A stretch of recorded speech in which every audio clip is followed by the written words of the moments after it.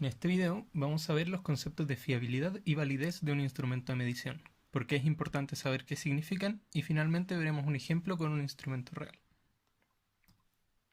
Cuando una persona mide su peso en una balanza y consigue un resultado, por ejemplo 70 kilogramos, se espera que si se repite la medición en las mismas condiciones y en la misma balanza, el resultado sea el mismo, de modo que no sea otra cosa de 70 kilogramos.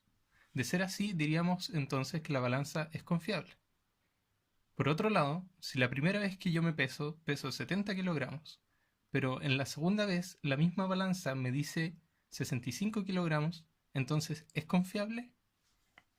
Esta situación ilustra la idea de la confiabilidad o fiabilidad de las mediciones, es decir, qué tan consistentes o estables son las medidas que da un instrumento en particular cuando la medición se repite. Para dar cuenta de la fiabilidad de un instrumento psicológico se utiliza el coeficiente de fiabilidad, que es un número que puede tomar valores entre 0 y 1, donde un coeficiente de 1 indica que el 100% de la variabilidad de las medidas se deben efectivamente a cambios en el atributo de la persona.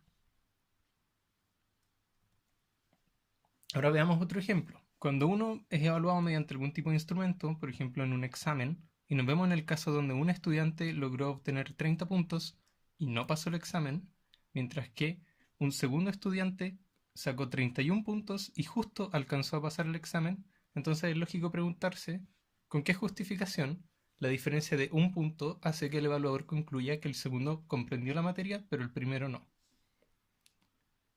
Esta pregunta está aludiendo al problema de la validez de un instrumento. La validez se refiere al nivel en que la evidencia empírica y teórica justifican las interpretaciones de los puntajes de un instrumento. Es decir, si en nuestro ejemplo el instrumento tiene una alta validez de constructo, entonces efectivamente existe toda una justificación teórica y empírica que respaldan que el profesor interprete un puntaje de 30 puntos como reprobado y uno de 31 como aprobado. En este sentido, la validez es una propiedad de las interpretaciones, no del instrumento en sí. Por lo tanto, el proceso de validación es un proceso investigativo donde se recolecta evidencia que apoye las interpretaciones que se quieren realizar a partir del uso destinado a la construcción de un instrumento. Ahora puede parecer que la fiabilidad y validez de los instrumentos son conceptos que solo le interesan a los psicometristas, a la gente que diseña los instrumentos.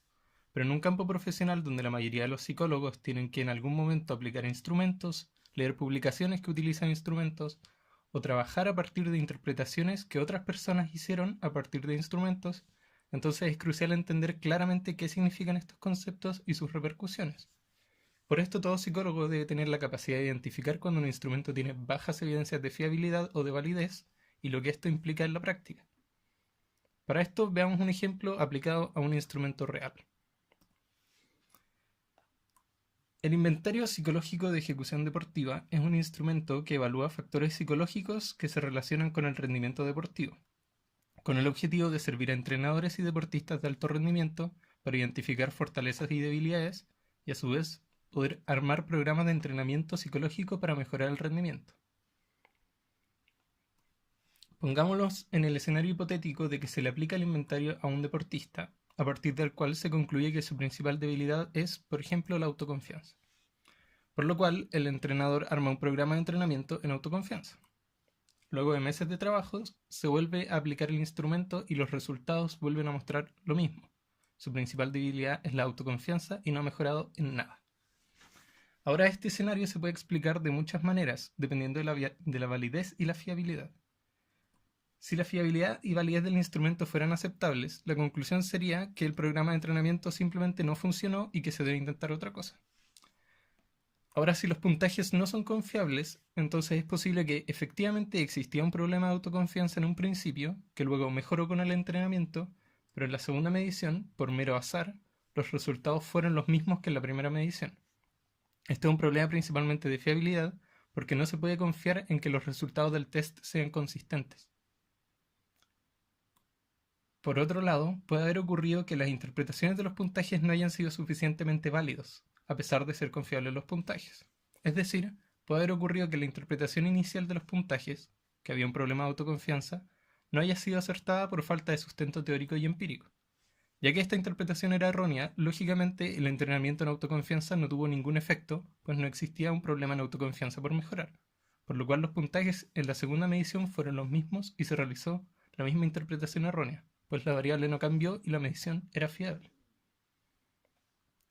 Estos son unos pocos ejemplos de las interpretaciones que se pueden hacer de un mismo resultado a partir de la fiabilidad y validez del instrumento, lo que sirve para retratar la importancia que tiene en la práctica conocer estas propiedades y los errores a los que pueden llevar.